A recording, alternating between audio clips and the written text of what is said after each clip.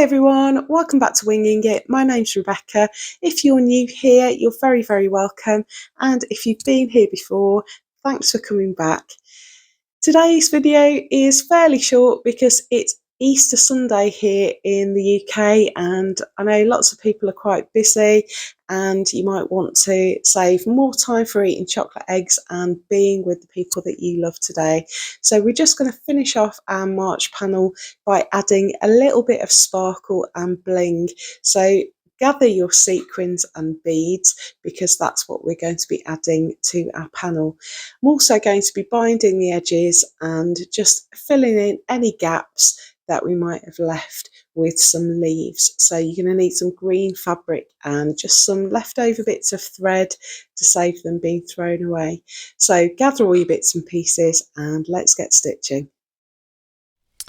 Okay, so I've been busy in the background just adding a few touches to this. So just like I do each month, I have put some binding on my panel, and if you're not sure how to do this, I covered this in week 4 in January. So it's just really simple strips of cloth. There's no need to cut on the bias or anything like that, and I haven't done mitered edges. I've just overlapped there with an applique stitch and then just folded it round to the back and stitched along the back there. And I've also just gone in and filled in any gaps around the edges with that background stitching so that it's all nice and full. So I think there's a bit of a gap here and up here as well, so I've just gone along and made sure all of that is full. So now we're just adding some finishing touches, and I've got the offcuts here of the green that I used for the binding because I wanted to bring some of it in to the panel. I used green simply because it was the only matching colour I got enough of to do a binding with, so I didn't have a decent purple and I didn't have enough yellow left. They're not colours that I have a great deal of. So all I'm doing is cutting some really simple leaf shapes, folding those offcuts in half and then just cutting a leaf shape just by doing 2 curved lines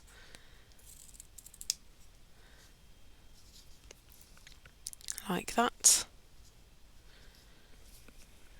And I've got a couple of strips here that I can also just sharpen off at the end.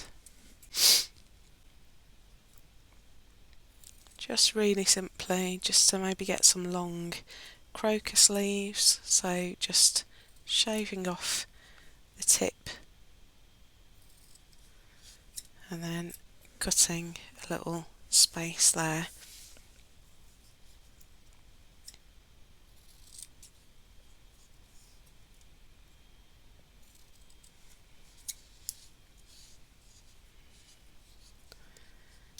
Like that.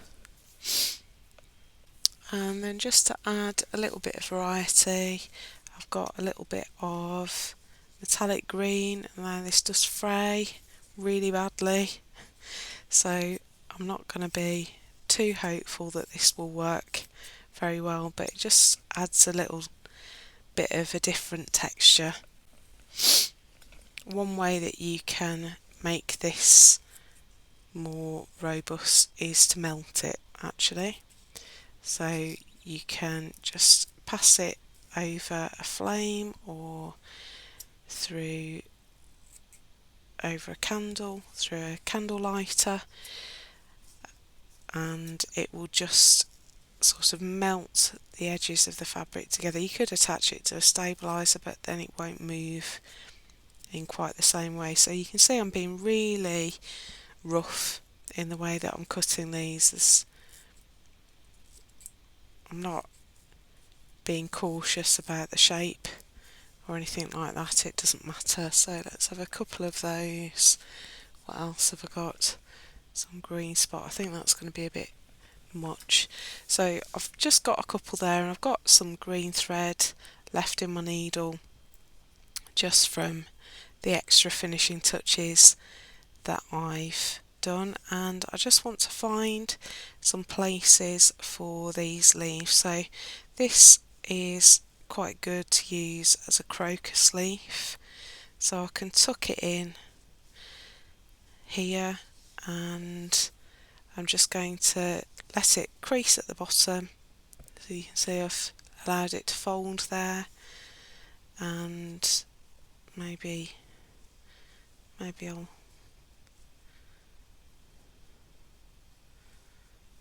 I'm just going to put a little stitch through there to hold it in place.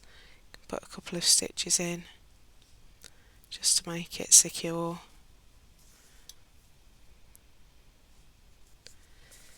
And then if you want to just anchor it, you could put a little catching stitch somewhere else on it, so just a little tiny stab stitch. So I'm just coming up from the back and going down almost where I came through, and that puts just a tiny little stitch in to hold that in place, and then I can go in and tuck the base of the leaf away, and I can catch that down. I've got a little tuft of thread there somehow.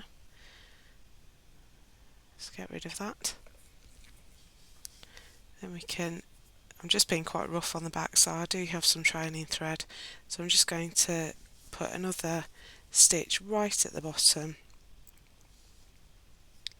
to hold that leaf in place. So try not to pull too tightly on your thread. So we're just getting in some bits of green here, and I can tuck in maybe a leaf for my primroses. Let's make one of these a bit smaller, like that. So I'm going to tuck in a leaf behind my primroses, so I'm just moving the flowers out of the way so that I can get another fabric in. So just like we did last week when we were putting in our embroidery, and like we did when we were adding our flower centres, we just lift up the flowers and tuck things in underneath, and we've got a little leaf there as well. So I'm just going to put a few more of these in, trying to vary the shades of green around the panel. Let's have one of the dark green ones in here somewhere. Maybe I can, that's good.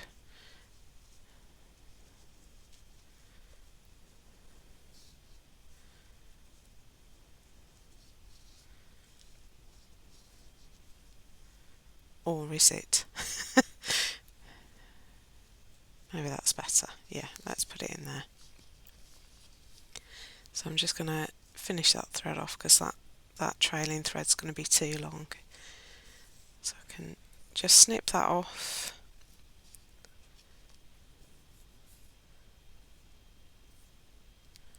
Re-knot my thread.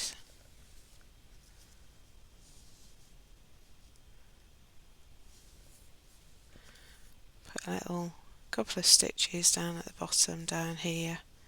You don't always have to put stitches at the top as well, it's entirely up to you. So just pop one in there, and then maybe we could add a leaf for the crocus at the bottom. So let's just get the sizing right. So here I'm going to just make a little fold, just set that fold with my iron, trim that down a little bit, and this just allows us to get the size right so that it's not too big for the crocus. And I'm going to tuck that in just at the bottom of the panel so that the fold sits along that bottom edge like that, and if you want to, you could go at a bit of an angle.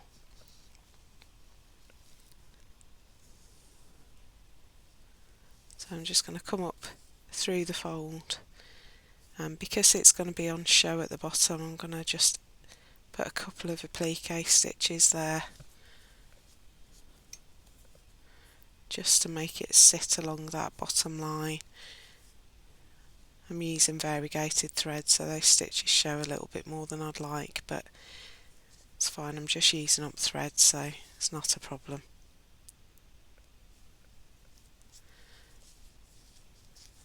I've got a little crocus leaf there, and I might just curl it around and put a little stab stitch in just at the side there, so that I've got a little bit of movement in the leaf. So again, we're manipulating the fabric, we've twisted that leaf so that it's sitting around that crocus, and now it's going to sit proud from the fabric as well, and I can make it come in front of that daffodil leaf if I want to, petal rather. So let's secure that thread.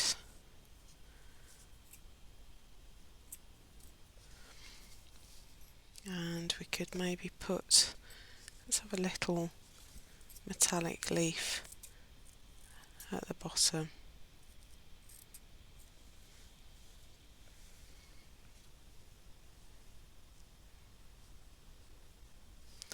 And it can overlap into the border. So I don't mind things overlapping. We've had things coming out over the border before, particularly in our January piece. We had our beads and plant seed heads and things coming off into the border, and it just makes your panel that little bit more dynamic, less static if it's spilling out of the scene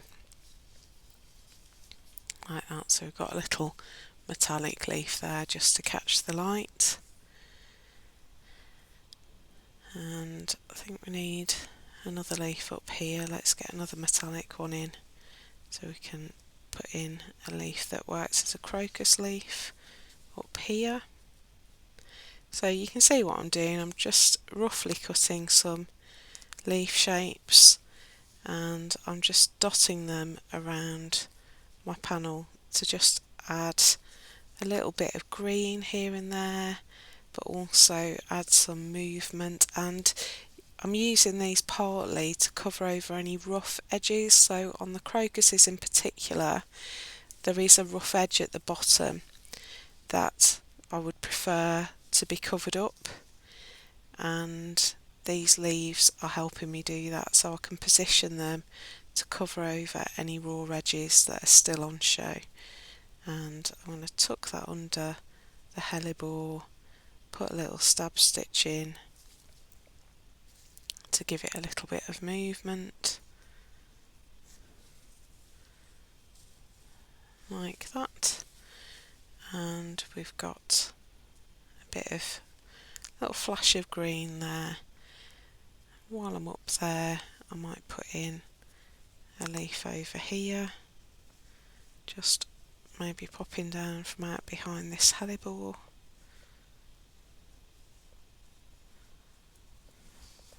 like that. Oh, almost out of thread. I have to find some more.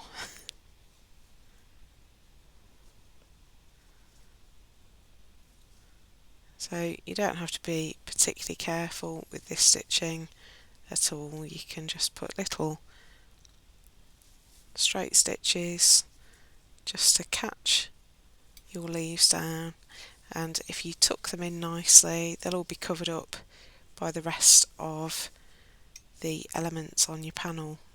So you don't have to be particularly precise about these stitches.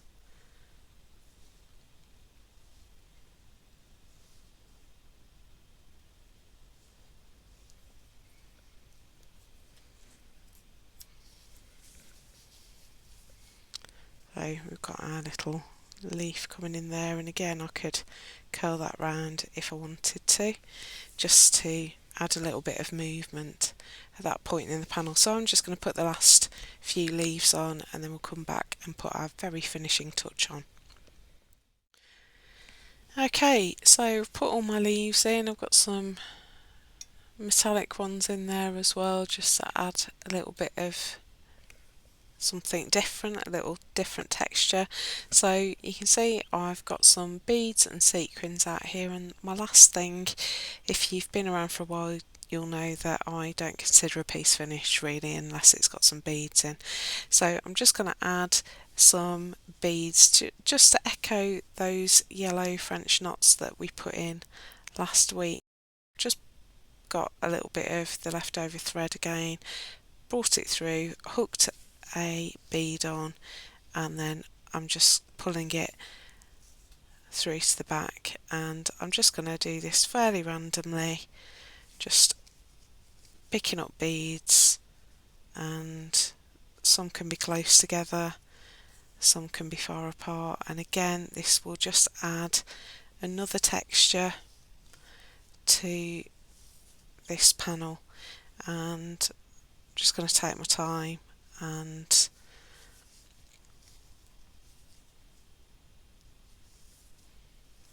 add as many as I like really. I'm just going to work my way around adding some beads here and there.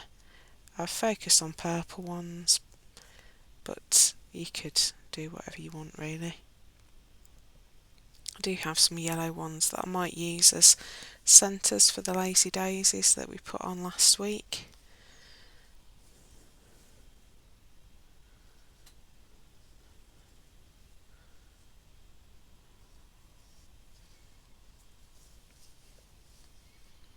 So it's just going to add a little bit of a different texture, and let's put a sequin every now and again just so that it catches the light.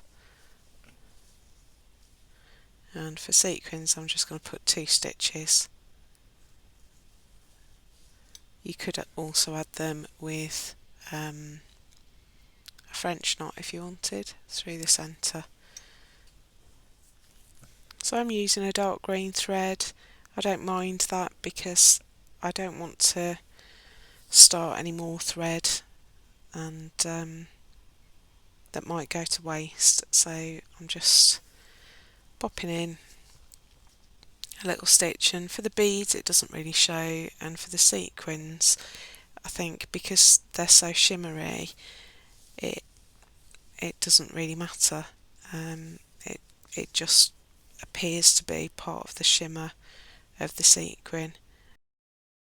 Every now and again I'm going to overlap my border, only a little bit, like that.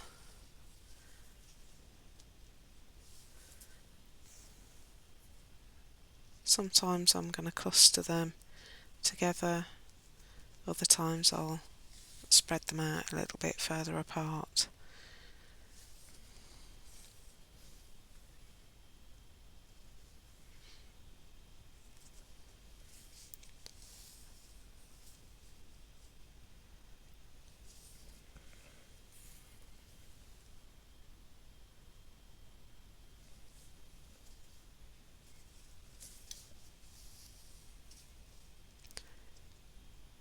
Let me show you what I mean about a flower centre. I've got some yellow beads here.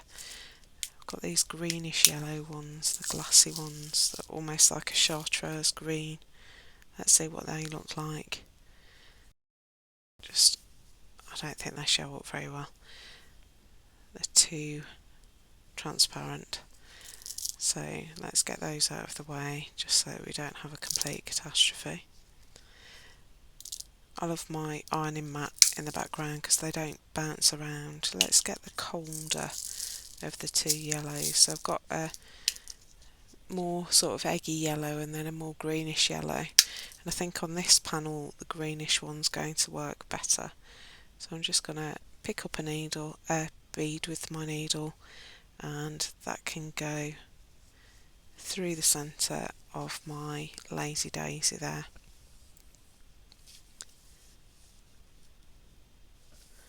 kind of matches my French knot thread, which I don't know if that's a good thing or not, but that's the yellow beads I've got. So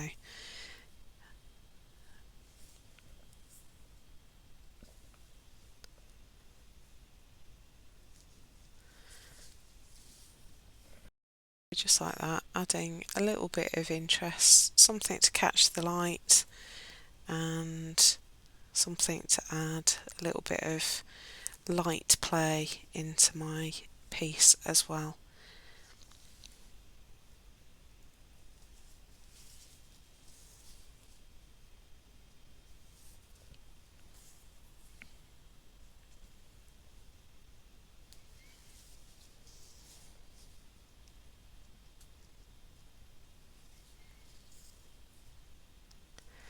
If you watched my video last week, you'll know that I am going to be at a very large craft show, textile show rather, in Exeter next week. It's called the Craft for Crafters Stitching for All show, and we're going to be on stand 111. So if you are around the south coast of the UK next week and are in the vicinity of Exeter and feel like coming along and saying hi, I would be absolutely delighted to see you. I'm going to be doing some live demonstrations of embroidery skills, giving you some of my favourite little tips and tricks to help you get the best possible finish in your work. And you can see all of the kits that we sell on our website, and maybe pick up something, pick up a new project to take home with you. And yeah, it'd be great to see you if you're in the region. If you aren't, so if you're not UK based or you are in a different part of the country, then you can always check out our website. I'll put the address at the bottom of the screen. There's always a link in the description as well, so you can check out our kits. I design them all. They're all totally beginner friendly, so even if they look a bit scary, I promise you they aren't. Very limited range of stitches, so even a beginner can get a really good result. So do check that out if you want to. You can have a look at what else we've got on our website. So yeah, it would be great to see you if you're anywhere near Exeter next week. I'm really liking this now that the beads are going on. I think I will say this every month, but I think this is my favourite one so far. Just love the colour. But then I'll look back at February and think that's my favourite one, and then I'll look back at January and think that's my favourite one. So I tend to really like whatever it is I'm working on. So I'd love to hear in the comments which one you've enjoyed the most out of January, February and March. I've got an idea for April because it's my birthday in April and I wanted to do something quite reflective.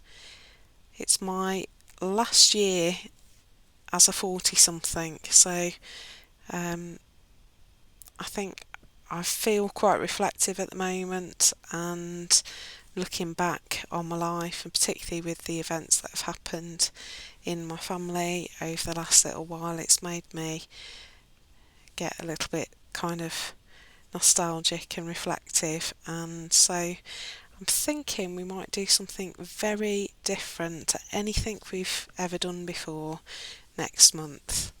Oh, I'm just loving that. Look at that. So I haven't fully decided yet. I've got a couple of directions that I want to go in, so it'll be very different to what we've done before. Maybe something a little bit autobiographical. That's a little clue. I'd love to hear in the comments which of our projects so far this year you've enjoyed the most, and you could have a guess at what you think I'm going to do for April if you want to. You can suggest something if you want to. You might have the idea that unlocks the whole thing. So yeah, love to hear from you. I do love your comments. I read every one, and it's this week's been particularly busy, so I will catch up on replying to comments, but I haven't had a lot of time to get to it. But I do read every single comment, so I really love hearing from you and hearing what you think of the projects that we're doing. So yeah, do comment down below, even if you're just saying hi. I will read it and respond as soon as I'm able. Right, there's a limit to how patient you can possibly be, surely, watching me sew on beads. So I think I'm going to do a bit more of this off camera, and then I'll come back and show you our finished March panel. So I'll be back shortly. So here's our finished piece, and I am so happy with the way this one has turned out. Love how dense the stitching is, love the texture that the beads have added, and I love these ones that are spilling out into the border. And I quite like the dark green border. It looks a lot darker on screen than it does in real life. It's more sort of forest green in reality. It looks almost blue-green on screen, but I quite like the darkness of the border and the way it just makes all the flowers pop. So we've got all our dense textural embroidery, slow stitching in the background, then we've got our blossom, and I think those beads and sequins just catch the light in a really lovely way. I've enjoyed every minute of this panel, so I hope you've enjoyed it too. If you want to see some other interpretations of this, you can check out our Facebook group. I've put information in the description below, and there are some people that have posted on there from different parts of the world, and their fabric manipulation reflects what's happening in the world where they live at the moment. So do go and check that out. You just have to request to join and agree to the group rules, and then I will let you in. If you've stitched along and want to share on Instagram, just use hashtag FSH wingingit24, and don't forget to tag me at Feather Stitch House so that I'm guaranteed to see your March panel. So I really hope you've enjoyed stitching along with me throughout March. Have a really happy Easter. If you celebrate Easter, if you're having a break over this weekend, then just enjoy, lap up the spring sunshine, and I will see you in April for something, I think, very different. So have a great week, and I will see you soon. Bye!